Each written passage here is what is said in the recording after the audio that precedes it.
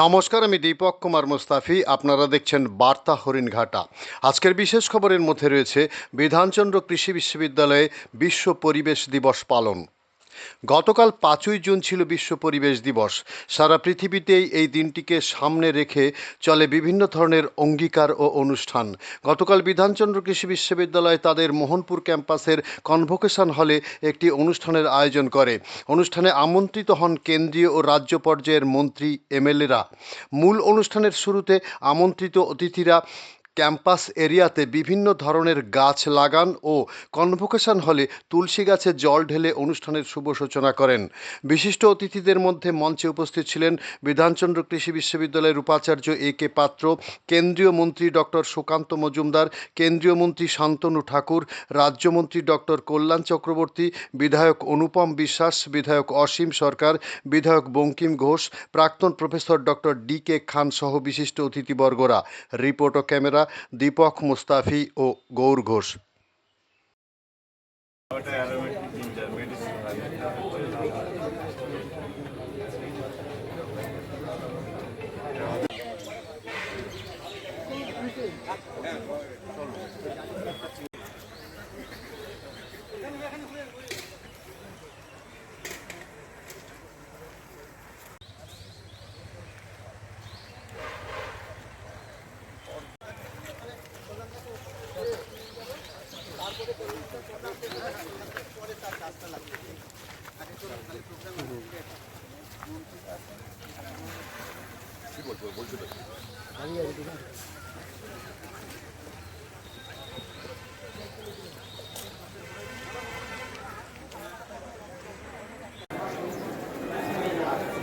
সবাই আসন গ্রহণ করুন।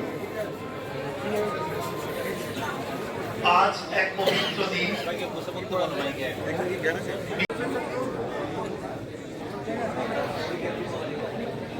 মেজর মুখ্য সাপোর্ট সিস্টেম আমাদের প্রকৃতি মাকে স্মরণ করার দিনও, কিন্তু এই প্রকৃতি আজ বিপন্ন। বনভূমি শেষ হয়ে যাচ্ছে, সমুদ্র মহাসমুদ্রের জল ভর্তি হয়ে যাচ্ছে প্লাস্টিক বর্জ্যে, দূষণের মাত্রাহীন। বিশ্ব উষ্ণায়ন আমাদের চারপাশের উষ্ণতাকে বাড়িয়ে দিচ্ছে।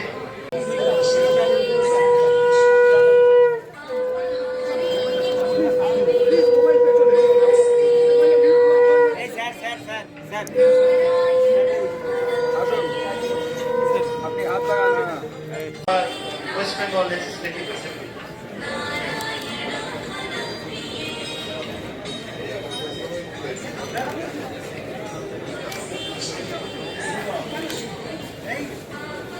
আমাদের শ্রোতৃ মণ্ডলীর কাছে দুটি প্রশ্ন রেখে শুরু করতে চাই আজকের অনুষ্ঠান। শেষ কবে? আপনি সত্যি পাতা আমরা কতবার ক্ষণিকের জন্য থমকে দাঁড়াই?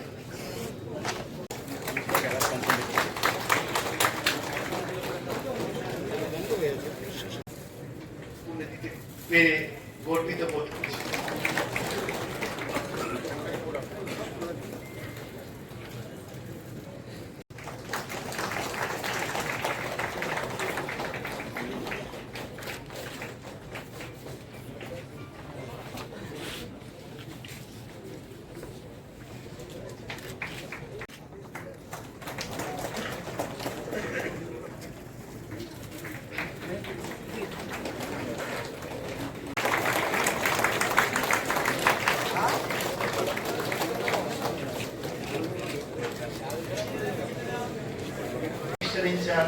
ওয়েস্ট বেঙ্গল তাকে সুস্বাগত বরণ করে নিচ্ছেন আমাদের মাননীয় উপাচার্য ডক্টর অশোক কুমার পাত্র মহাশয়। বানানো এবং সঙ্গে আমরা অর্কিড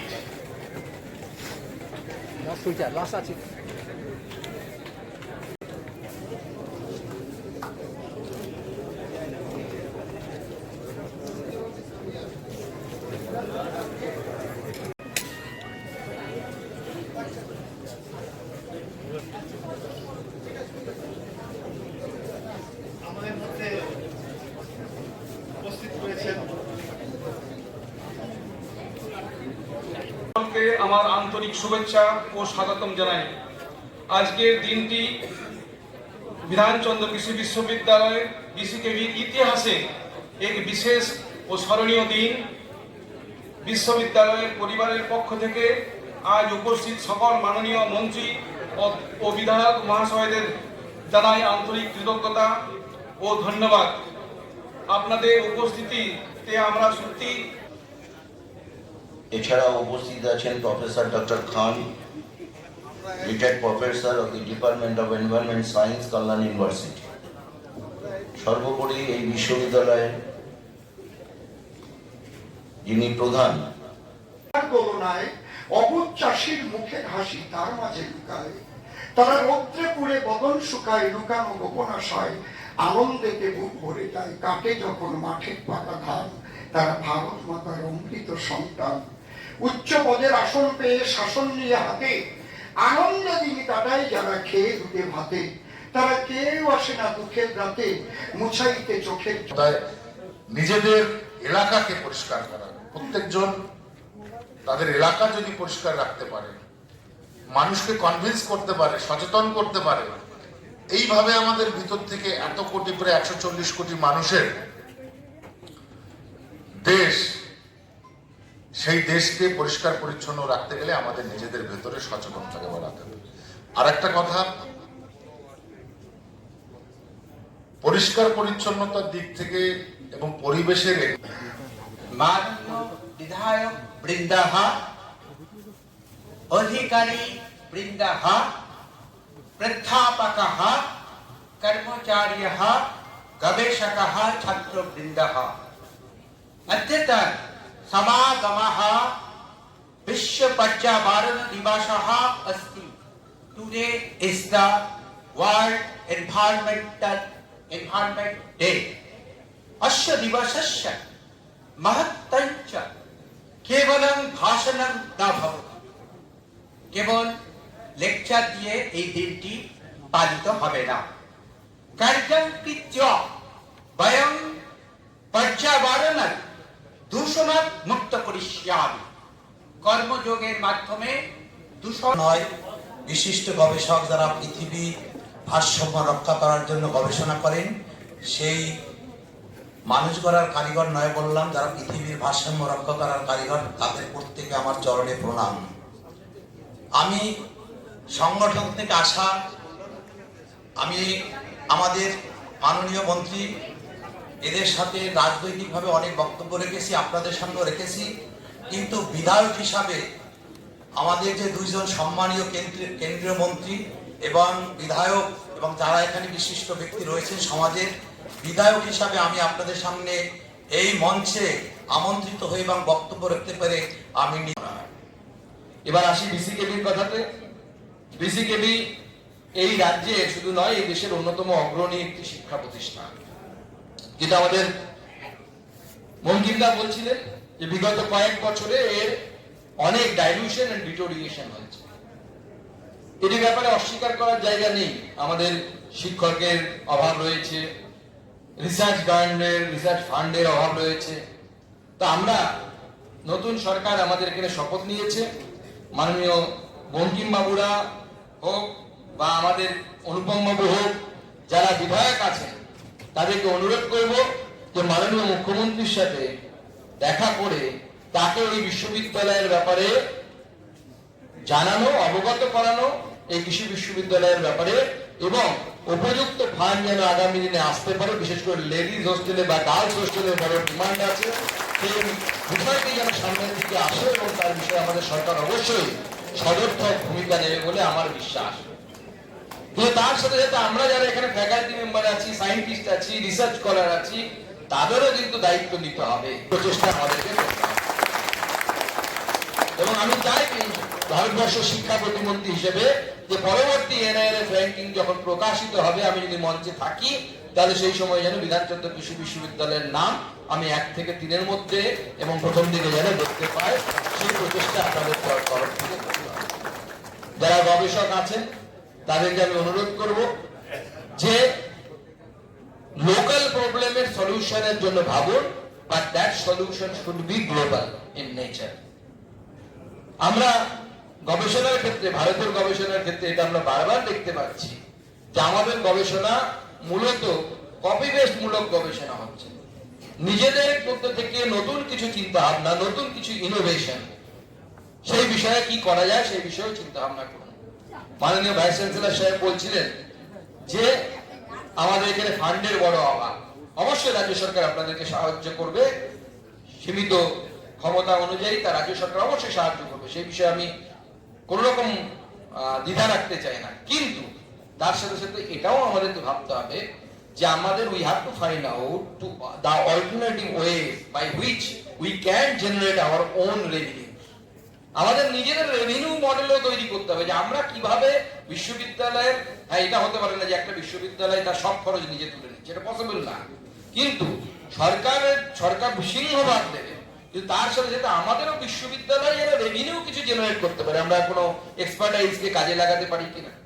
যেমন ধরুন প্রচুর বিভিন্ন জায়গায় তো আসে, নিশ্চয়ই এখানেও আসে, যে সমস্ত কোম্পানিগুলো আছে যারা পেস্টিসাইড, ফার্টিলাইজার, তাদের একটা সার্টিফিকেট নিতে হয় এখানে ফিল্ড অ্যাপ্লিকেশন করে, তো সেখান থেকে আমরা রেভিনিউ জেনারেট করতে পারি কিনা। এই ধরনের রেভিনিউ জেনারেশন পদ্ধতি কি কি হতে পারে? আপনাদের এখানকার যারা ফ্যাকাল্টি আছেন, যারা গবেষণার দিকে অগ্রণী ভূমিকা পালন করছে, তারা আগামী দিনে কোনো জায়গায় এক্সপার্ট হিসেবে যেতে পারেন কিনা, সেখান থেকে বিশ্ববিদ্যালয়ের রেভিনিউ জেনারেশন হতে পারে কিনা। এই ধরনের ইনোভেটিভ চিন্তা ভাবনা আমাদেরকে করতে হবে এবং এর উপরে মার্কিংও কিন্তু আছে। যখন আমরা এই ধরনের ইনোভেটিভ চিন্তা ভাবনা করবো তখন ইন্টারন্যাশনাল স্টুডেন্ট আমরা পাবো। ইন্টারন্যাশনাল স্টুডেন্ট পেলে আমাদের এনআইআরএফ এ এক্সট্রা মার্কস আছে, এক্সট্রা নাম্বার পাওয়া যাচ্ছে। আমি সেই জন্য এই বিষয়টি বলছি যে এই বিষয়ে আমাদের নজর রাখা উচিত যে কিভাবে এনআইআরএফ র্যাঙ্কিং রিলেটেড বিষয়গুলোতে আমরা সামনের দিকে যাব। এবং এটা ইম্পসিবল কোনো টাস্ক নয়। আমি আপনার তথ্য দিয়ে বুঝিয়ে দিচ্ছি why it is not so difficult। যখন 1914 সালে বর্তমান সরকার মাননীয় প্রধানমন্ত্রী নরেন্দ্র মোদীর নেতৃত্বে চলা শুরু করে, সেই সময় যেটা ওয়ার্ল্ড র্যাঙ্কিং বলে, পৃথিবীতে দুটো র্যাঙ্কিং চলে শিক্ষা প্রতিষ্ঠানে, যাকে পৃথিবীর সমস্ত দেশ মানে। একটা হচ্ছে কিউএস র্যাঙ্কিং, কোয়েকেরেলি সাইমন্স র্যাঙ্কিং, আর একটা হচ্ছে দ্য টাইমস র্যাঙ্কিং। তো কিউএসটাকে বেশি মানা হয়। তো কিউএসএ সেই সময় 2014 সালে শুধুমাত্র 11টা শিক্ষা প্রতিষ্ঠান ভারতবর্ষের যারা কিউএস র্যাঙ্কিং এ আসতো, মানে পুরো র্যাঙ্কিং এর মধ্যে মাত্র 11খানা শিক্ষা প্রতিষ্ঠান আসতো সেই সময়। কৃষি বিশ্ববিদ্যালয়ের স্তরে শুধু নয়, ভারতবর্ষের কৃষি ব্যবস্থাকে উন্নত করার জন্য ভারত সরকারের কৃষি মন্ত্রকের তরফ থেকে অনেকগুলো প্রজেক্ট চলছে। তো সমস্ত প্রজেক্ট আপনাদের সামনে বিস্তৃতভাবে আমাদের যারা সেই ডিপার্টমেন্টের আছে তারা বলতে পারবেন। এবং আপনারা দেখেছেন বিভিন্ন সময় বিভিন্ন জায়গায় কেভিকে তৈরি করা হয়েছে, সেই কৃষি বিজ্ঞান কেন্দ্রগুলোর মধ্যে দিয়ে সামনের দিকে নিয়ে যাওয়া, কৃষকদের কাজের কাছে নিয়ে যাওয়া।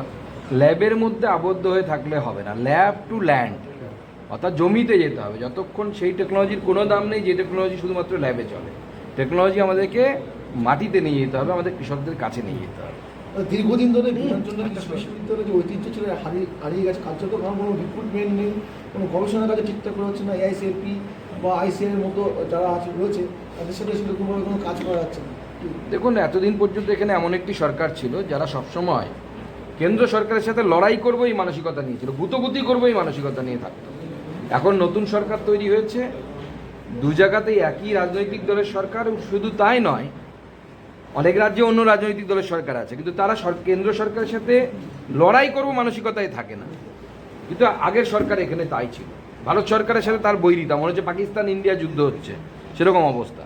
এখন সরকার এসেছে, স্বাভাবিকভাবে নতুন সরকার এসেছে এবং সেই নতুন সরকারের নেতৃত্বেই সমস্যাগুলোর এক এক করে সব সমাধান হবে। বহু টিচার এখন পর্যন্ত মাইনে পাচ্ছে, অধ্যাপক এখানে পর্যন্ত প্রায় 2-2.5 বছর ধরে মাইনে পাচ্ছে না। দেখুন, পেনশনের সমস্যা আছে, আমাদের শিক্ষক এবং শিক্ষাকর্মী যারা তারা জানিয়েছেন আমাকে। আমরা বিষয়টি আমাদের কৃষি মন্ত্রকের দায়িত্ব, সমস্ত মন্ত্রকের দায়িত্ব আগে বন্টন হয়ে যাক মাননীয় মুখ্যমন্ত্রীর দ্বারা, তারপর আমরা মাননীয় কৃষিমন্ত্রী যিনি হবেন দায়িত্বপ্রাপ্ত তার কাছে আমরা এই বিষয়গুলো নিয়ে যাব। আরেকটা হচ্ছে টলিউডের থ্রেড কালচার, জালে হচ্ছে স্বরূপ বিশ্বাস গ্রেপ্তার করলো আলিপুর থানা, অস্ত্র আইন, শ্লীলতাহানি একাধিক ধারা। মানে এর বিরুদ্ধে তো বহু অভিযোগ, এর আগেও অভিযোগ ছিল। এতদিন পুলিশ সাহস করতো না কে কাজ পাবে কোন গিল্ড থেকে, সেটা এই ভদ্রলোক ঠিক করে দিতেন। কাজ আপনি তার বিরোধিতা করলে কাজ পাবেন না, আপনার বাড়িতে উনুনে হাড়ি চড়বে না, সেই ব্যবস্থা এই দুই ভাই মিলে করতো। আমি তো মধু কৈটব বলতাম এদেরকে, স্বরূপ আর অরূপ। দাদার নাম নিয়ে ভাই মস্তানি মারতো। তো এখন সব বিচার হবে, কেউ ছাড় পাবে না। যারা যে যা কাজ করেছে প্রত্যেকটি অন্যায়ের হিসেবে আমরা করবো। এনআইএর ভয়ে বেপাত্তা শওকত মোল্লা, রাতে বাসন্তীর চুনাখালীতে মাদ্রাসায় তল্লাশি, চুনাখালীতে শেষবার দেখা গেছে শওকতকে। দেখুন, আমি নদী পার হয়ে বাংলাদেশে পালানোর দেখুন, আমি সত্যি নিজেকে খুব গর্বিত মনে করছি, কারণ এই সরকার তৈরি হওয়ার পর আমি যা যা ভবিষ্যৎবাণী করেছিলাম সব মিলে যাচ্ছে। আমি সৈকত সম্পর্কে এই কথা বলেছিলাম, শওকত সম্পর্কে, যে বেটা যেদিন হারবে তৃণমূল একে খুঁজে পাওয়া যাবে না, পালিয়ে যাবে। আজকে সেটা মিলে যাচ্ছে এবং আমার ভবিষ্যৎবাণী সত্য করার জন্য তাকে ধন্যবাদ জানাবো। পালিয়ে যাবে কত দূর? মোল্লারদর মসজিদ পর্যন্ত, তার বাইরে যেতে পারবে না। তৃণমূলের সংসদীয় দল কি ভাঙছে এবার? দিল্লিতে বিজেপির সাথে যোগাযোগে তৃণমূল সংসদের একটা বড় অংশ। সূত্রের খবর, বিজেপির সাথে যোগাযোগ করে 20 জনের কাছাকাছি তৃণমূল সাংসদ, একাধিক তৃণমূল সাংসদ জল মারছে। দেখুন, এখন তৃণমূল দলটাই ওরকম, ধান্দাবাজদের দল ছিল, আইডিওলজি ছিল না, কোনো আদর্শ ছিল না। তো স্বাভাবিকভাবে তারা তো ভাঙবেই, তাতে তো আশ্চর্য হওয়ার কোনো কিছু আমি তো অন্ততপক্ষে দেখতে পাচ্ছি না। আপনি যদি এমন একটা রাজনৈতিক দল তৈরি করেন যে রাজনৈতিক দলের উদ্দেশ্যই হচ্ছে কাটমানি খাওয়া, লুট করা, তাহলে সেই দল যখনই আপনি হেরে যাবেন তখন আর থাকবে না সেই দল। অন্য কোনো তো আঠা নেই যেটা দিয়ে আপনি দলটাকে একত্রিত রাখবেন। আমরা 21 সালে হেরেছি, সেই সময় আমাদের 58 জন খুন হয়ে গেছে 48 ঘন্টার মধ্যে, আমরা তারপরেও টিকেছিলাম। শেষ প্রশ্ন, সেটা হচ্ছে তৃণমূলের দরজা খুললে এখন চুরি। জামুরিয়ায় থরে থরে সাজানো কম্বল, ত্রিপল, চাল, গম, পলাতক অভিযুক্ত পঞ্চায়েত সমিতির পূর্ত কর্মকর্তা। এখন এমন কেউ নেই তৃণমূল কংগ্রেসের যে চুরি করেন, যে যেখানে সুযোগ পেয়েছে সেখানে চুরি করেছে।